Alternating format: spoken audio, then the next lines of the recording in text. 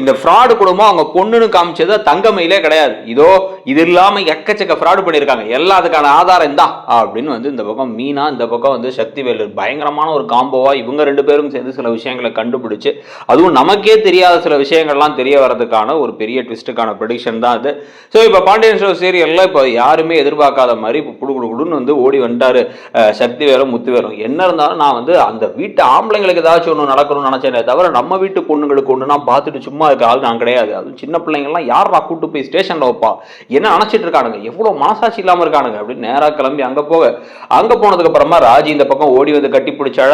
இந்த சக்திவேல் தானே அந்த ஐடியாவே கொடுத்ததுன்னு பாண்டியன் முறைச்சுக்கிட்டு இருக்கும் பொழுது அப்படியே வந்து அவரே போயிட்டு கோமதி அப்படின்னு வந்து தன்னுடைய தங்கச்சியை ஓடுகாலின்னு கூப்பிட்ட வாயில கூப்பிட அவங்களும் வந்து அண்ணா அப்படின்னு அழ ஆரம்பிச்சிடுறாங்க. இந்த சமயத்துல தான் வந்து என்ன பண்றாங்க அப்படின்னா தங்கமயிலோட அம்மா ஒரு பயங்கரமான ஒரு திருப்பத்தை, யாரும் எதிர்பார்க்காத ஒரு திருப்பத்தை ஒன்று பண்ணிட்டு இருக்காங்க. என்ன அப்படின்னா அவசரமா நேரா வீட்டுக்கு போயிட்டு, தங்கமயிலு நீ போய் படுத்துக்கம்மா, நீ ஏன் இப்போ முடிச்சிருக்க, போய் படு, உள்ள போய் படு, நீ இப்படியே அழுதுகிட்டே இருந்து சாப்பிடாமலே இருந்தா என்ன வருது அப்படின்னு அவங்கள போய் படுக்க சொல்லிட்டு இந்த பக்கம் அவங்க தங்கச்சி சுடரை கூப்பிட்டு, சுடரு இப்போ போலீஸ் வருவாங்க, வந்து அந்த குடும்பத்தை பற்றி சில விஷயங்கள்லாம் நாங்கள் சொன்னோம், அதெல்லாம் கேட்பாங்க, என்ன கேட்டாலும் ஆமா ஆமான்னு சொல்லு, ஒன்னே ஒன்று உன் பேர் என்னன்னு கேட்டால் தங்கமயில்னு சொல்லு அப்படின்னு சுடர்கிட்ட சொல்ல, சுடர் என்னம்மா சொல்றீங்க, இதெல்லாம் ஃப்ராடுமா அப்படின்னா, சொல்றத கேளுடி, இதை மட்டும் சொல்லுடி அப்படின்னு வந்து சொல்லி அனுப்பிவிட்டுறாங்க.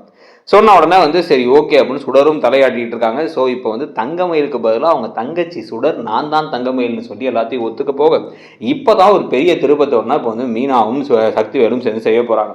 ஸோ இப்போ இதுக்கிடையில தான் வந்து பார்த்தீங்க அப்படின்னா போலீஸே நேராக வீட்டுக்கே வந்துடுறாங்க. வீட்டுக்கு வந்துட்டு வந்து ஏமா எங்கம்மா பொண்ணை அதை சொல்லுங்க, ஸ்டேட்மெண்ட் எழுதி வாங்கணும், அந்த பொண்ணை நீங்கள் வந்து அங்கே வரைக்கும்லாம் கூட்டுற வேணாம், ஆனால் அட்லீஸ்ட் பாதிக்கப்பட்ட பொண்ணு ஸ்டேட்மெண்ட்டாச்சும் கொடுக்கணுமா அப்படின்னு வந்து சொல்லிடுறாங்க. சொன்ன உடனே தான் வந்து இப்போ சுடர் வந்து ஆமாம் என்னை குடும்பப்படுத்தாங்க, அடித்தாங்க, என் வயிற்று இருக்க குழந்தை கலைஞ்சிருச்சு, எப்போ வேணாலும் எப்போ பார்த்தாலும் பணம்னு கேட்பாங்க அப்படின்னு சொல்லிட்டு உடனே இவங்களும் வந்து அதெல்லாம் எழுதி இவங்களே கையெழுத்தும் போட்டுறாங்க தங்கமயில் அப்படின்ட்டு. கையெழுத்து போட்டோன்னா அவங்க எந்திரிச்சு போன உடனே சுடர் வந்து அம்மா இதெல்லாம் மட்டும் அக்காவுக்கு தெரிஞ்சு உங்களை கொன்றுவாமா, ஏமா அப்படி பொய்க்கு மேலே பொய் சொல்கிறீங்க அப்படின்னா, சும்மா இரு எங்களுக்கு தெரியும் என்ன பண்ணணும்ட்டு அப்படின்ட்டாங்க. ஸோ இப்போ நேரம் அங்கே வந்து பார்த்தீங்க அப்படின்னா வந்து இப்போ கரெக்டாக இப்போ தான் முத்துவேலும் சக்திவேலும் இந்த பாருங்க அந்த குடும்பம் ரொம்ப நல்ல குடும்பம், அவங்க நாங்கள் எங்கள் சொந்தக்காரன் குடும்பங்கிறதுக்காக மட்டும் சொல்லலை, நிஜமாவே அவங்க இதை பண்ணியிருக்க மாட்டாங்க, அந்த தங்கமயில் குடும்பம் தான் ஃப்ராடு குடும்பம், நிறைய பொய் சொல்லி கல்யாணம் பண்ணியிருக்காங்க, இதுதான் உண்மை, அவங்க அதை தெரிஞ்சுதான் அவங்களை வெளில அனுப்புனாங்க. அந்த பொண்ணு வந்து நீங்கள் கல்யாண பத்திரிகையே பார்த்தீங்கன்னா இந்த பாருங்க கல்யாண பத்திரிகையில் வந்து எம்ஏன்னு போட்டிருக்காங்க, ஆனால் வந்து அவங்க எம்ஏலாம் படிக்கல அப்படின்ன உடனே இதெல்லாம் நார்மலாகவே நடக்கிறதால படிக்காத ஒருத்தங்க இருப்பாங்க, சும்மா பேருக்கு பின்னாடி ஒரு டிகிரின்னு ஒன்று வந்து பத்திரிகைக்காக போட்டுப்பாங்க, அதுக்காக இது உங்கள்கிட்ட ஏமாத்தினாங்கன்னு என்ன இது இருக்குது நிச்சயம் இருக்குது அப்படின்னா, இல்லை வயசு விஷயம் அது கூட அவங்க சொல்லிட்டேன்னு சொல்கிறாங்களே, ஏற்கனவே வயசெல்லாம் தெரியும், எல்லாமே தெரிஞ்சுதான் கல்யாணம் பண்ணாங்க, அப்புறமா அப்படி பண்ணுறான்னு சொல்கிறாங்க. இதை பாருங்க இது ரொமஸ்டிக் வயலன்ஸ் கேஸ்லாம் ரொம்ப சென்சிட்டிவான கேஸ், அதிலலாம் இந்த மாதிரி நான் விளையாட முடியாது, இது நிஜமாவே வந்து அவங்க குடும்பத்தை தப்பு இருக்கா இல்லையாங்கிறத கண்டுபிடிக்க வேண்டியது, இன்னும் கொஞ்சம் விசாரிக்கணும், எல்லாத்தையும் பார்த்து தான் பண்ணணும். ஆனால் வந்து இது நீங்கள் தேவையில்லாமல் இதில் நீங்கள் வந்து இன்ஃப்ளூயன்ஸ்லாம் யூஸ் பண்ண ட்ரை பண்ணாதீங்க அப்படின்னு சொல்லிட்டு இருக்கும் பொழுதே வந்து எஸ்ஐ உள்ளார வராங்க. உள்ளார வந்து அவங்க இன்ஸ்பெக்டர் கிட்ட டக்குன்னு வந்து அந்த இது ஸ்டேட்மெண்ட்டை கொடுக்குறாங்க, மேடம் அந்த பொண்ணே ஸ்டேட்மெண்ட் கொடுத்துருச்சு மேடம் அப்படிங்கிறாங்க. டக்குன்னு அந்த ஸ்டேட்மெண்ட் எடுத்து படிச்சு பார்த்தீங்களா சார், பார்த்தீங்களா அந்த பொண்ணு அப்படிலாம் சொல்லாது, அவங்க அம்மா அப்பா தான் மிகப்பெரிய ஃப்ராடு அப்படின்னீங்க, அந்த பொண்ணு தங்கமயில் அதுவே தெளிவாக சொல்லிடுச்சு அப்படின்னு டக்குன்னு அவங்க எந்திரிச்சு போகிறாங்க. பின்னாடியே சக்திவேலும் முத்துவேலும் போனால் நேராக அங்கே போய் எல்லாரும் இருக்கிற இடத்துல போயிட்டு உங்கள் எல்லாருமே நாங்கள் கேஸ் ஃபைல் பண்ணலான் இருக்கோம் அப்படிங்கிறாங்க. என்ன மேடம் சொல்கிறீங்க, எதுக்கு மேடம் அப்படின்னா உடனே வந்து இல்லை அந்த பொண்ணு தங்கமயில் அவங்களே வந்து ஸ்டேட்மெண்ட் கொடுத்தாங்க அப்படின்னு தூக்கி காமிச்சிட்டு அந்த பொண்ணே வந்து நீங்கள் எல்லாம் குடும்பப்படுத்தினீங்க, சரியான மோசமான குடும்பம், வயிற்றில் இருக்க கரு கலைஞ்சதுக்கே நீங்கள் தான் காரணம், அந்த பொண்ணு எழுதியே கொடுத்துருச்சு, இதுக்கப்புறம் நான் கேஸை வந்து அஃபிஷியலாக ஃபைல் பண்ணி நான் வந்து ப்ரொசீட் பண்ண வேண்டியதான் அப்படின்னு வந்து பேச ஆரம்பிச்ச உடனே வந்து இப்போ பார்த்தீங்கன்னா இவங்கெல்லாம் வந்து ஷாக் ஆகிட்டு இருக்கும் பொழுது எங்கள் உள்ளார மீனா வராங்க. மீனா வந்தோடனே மீனா அப்படின்னு வந்து இந்த பக்கம் வந்து கோமதி அழ, இந்த பக்கம் ராஜி வந்து அப்படியே கட்டி பிடிச்சி அழன்னு சொல்லிட்டு மாற்றி எல்லாம் அழுது வந்து அப்படியே தேம்பிட்டு இருக்க. இப்போ உடனே தான் வந்து பார்த்தீங்க அப்படின்னா வந்து இவங்க எல்லாருமே சேர்ந்து இப்போ மீனா கிட்டக்க, மீனா உன் மேலே மட்டும் கேஸ் கொடுக்கல மீனா அப்படிங்கும் போது எனக்கு தெரியும் அவங்க ஏன் கொடுக்கலன்ட்டு, அவங்க இந்த மாதிரிலாம் பண்ணுவாங்கன்னு நான் எதிர்பார்க்கல, இதை நான் சும்மா விடமாட்டேன், எனக்கு என்ன பண்ணணும்னு தெரியும் அப்படின்னு நேராக வந்து கிளம்பி போகிறாங்க. இப்போ மீனா கிளம்பி போக அந்த சமயத்துல இவங்க என்ன பண்றாங்க அப்படின்னா வந்து தங்கமயில் அம்மா எனக்கு ரொம்ப ஒரு மாதிரி மனசு கஷ்டமா இருக்கு, நான் கோவிலுக்கு போறேம்மா அப்படின்னு, தனியாலாம் போகாதரி சுடரோட சேர்ந்து போ அப்படின்னு அவங்க அனுப்பி விட்டுறாங்க. போயிட்டு வா அப்படின்ட்டு அனுப்பிட்டு எப்பாடி எப்படியோ வந்து இப்போதைக்கு வந்து இந்த விஷயத்துலேருந்து நம்ம தப்பிக்கிறோம் அப்படின்னு வந்து பேசிக்கிட்டு இருக்கும் போதே அந்த குடும்பம் வந்து ஒத்துக்கிற வரைக்கும் நம்ம எந்த விஷயத்தையும் பொய் சொன்னோங்கிறத மெயின்டைன் பண்ணிட்டே இருக்கணும் யா அப்படின்னு வந்து பாக்கியம் மாணிக்கத்துக்கிட்ட பேசிக்கிட்டு இருக்காங்க. பேசிக்கிட்டு இருக்கும் பொழுது மீனா என்ன பண்ணுறாங்க அப்படின்னா வந்து நேராக இந்த வீட்டுக்கு வரலான்னு வந்துட்டு இருக்காங்க. வந்துட்டு இருக்கும் போதே பாதி வழியில் பார்த்தா அவங்கள யார் வழிமறிக்கிறா அப்படின்னு வந்து பார்த்தா சக்தி வேறு வழிமறிக்கிறாரு. இப்போ எங்கே போகிற அப்படின்னா வந்து தங்கமயில் வீட்டுக்கு. நானும் கூட வரேன் அப்படிங்கிறாங்க. ஒன்று வந்து அதெல்லாம் ஒன்று வேணாம், நான் பார்த்துக்கிறேன் அப்படின்னா வந்து இந்த பாருமா, எங்களுக்குள்ள இருக்க பகையெல்லாம் வேற. ஆனா அதுக்காக என் தங்கச்சியும் எங்க வீட்டு பிள்ளையும் வந்து உள்ள ஸ்டேஷன்ல இருக்கிறதெல்லாம் பார்க்க மாட்டோம் நாங்க. அரசி எங்க வீட்டு பிள்ளை மாதிரி தான். எங்க சண்டை வேற, இது வேற. வா வா அப்படின்னு சொல்லிட்டு வந்து டக்குன்னு சக்திவேல் கூடயே வந்து இப்ப மீனாவும் கிளம்பி போனா தங்கமயில் வீட்டு வாசல்ல இருந்து கிளம்பி அப்படியே நடந்து கோயிலுக்கு போறதை அவங்க பாக்குறாங்க. இவங்களும் ஃபாலோ பண்ணிட்டு நேரா போயிட்டு போகும்பொழுது, ஏய் நீ எல்லாம் வந்து ஒரு பொன்னாணி அப்படின்னு இந்த பக்கம் வந்து சக்திவேல் கத்துன உடனே வந்து இப்படி திரும்பி பாக்குறாங்க தங்கமயில்.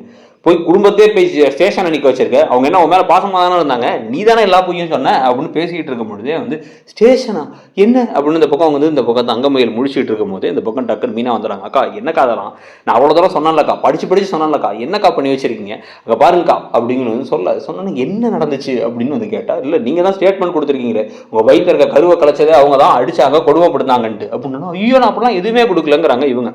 டக்குனு சுடர் பக்கத்துலேருந்து திருன்னு முழிச்சு, அக்கா சாரிக்கா அப்பா அம்மா சொன்னாங்க, நான் தான் தங்கமயில்னு கொடுத்தேன் அப்படிங்கும் போது, இதுலேயே ஃப்ராடா அப்படின்ட்டாரு சக்திவேல். டக்குன்னு வந்து மீனா இது மட்டும் இல்லை, இன்னொரு முக்கியமான விஷயமும் இருக்கு.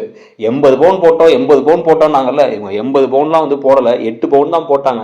ஆனால் அங்கே போய் 80 பவுனுக்கு மேலே இன்னும் வேணும்னு சொல்லி கேட்டிருக்காங்கன்ட்டாங்க. அப்படின்னு அடிப்பாவீங்களா அப்படின்னு வந்து டக்குன்னு சொல்லிட்டு பேங்க்கு வா போலாம் அப்படின்ட்டு நேராக கிளம்பி மீனாவை கூப்பிட்டு பேங்க்கு போயிட்டு தங்கமயில் என்ன பண்ணுறாங்க அப்படின்னா டக்குன்னு ஆட்டோவை பிடிச்சி ஏற்றி ஒழுங்கா நீ இப்போ ஸ்டேஷனுக்கு போகிற, ஸ்டேஷனுக்கு போய் உண்மையை சொல்கிற அப்படின்ட்டு வந்து என்ன பண்ணுறாங்கன்னா டக்குன்னு வந்து குமரவேலை கால் பண்ணி குமரவேலை தங்கமயிலோட உட்கார வச்சு முதல்ல போய் எங்கள் ஸ்டேஷனுக்கு போ அப்படின்ட்டாங்க.